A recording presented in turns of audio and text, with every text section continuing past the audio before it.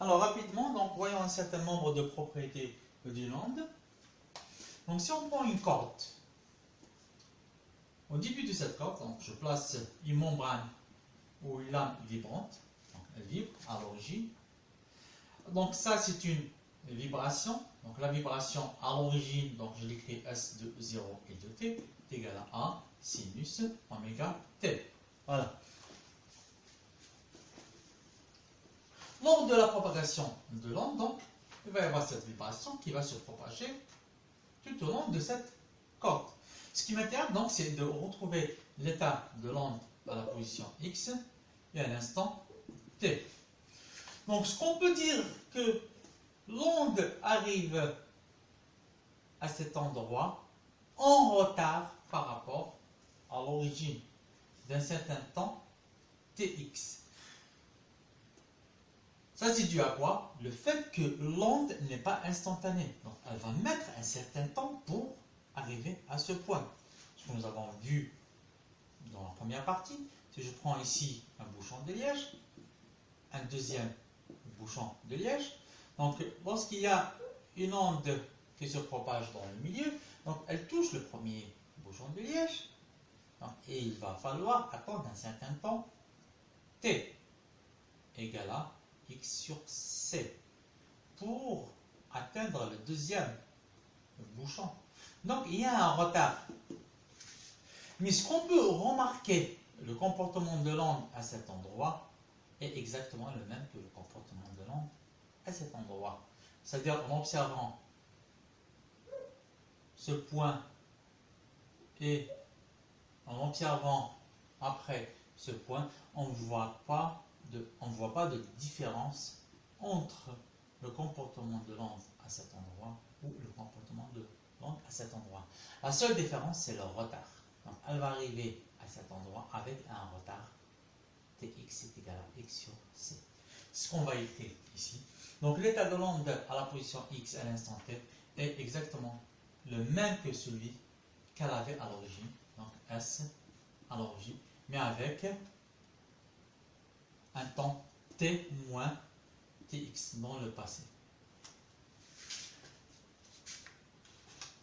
On remplace ça dans l'expression de l'onde, donc ça va donner A sinus, je remplace ça ici dans le temps, oméga t moins tx, et ça donne A sinus oméga t moins x sur c. Donc voici l'expression de l'onde. Alors les paramètres donc, caractéristiques de l'onde, c'est quoi? Vous avez l'amplitude A, l'amplitude de l'onde. C'est quoi l'amplitude de l'onde? Une onde de faible amplitude ou une onde de forte amplitude. Voilà. Donc c'est l'intensité à peu près avec laquelle on peut mesurer l'onde. Est-ce que l'onde elle est forte ou elle n'est pas forte? Oméga, on appelle ça la pulsation.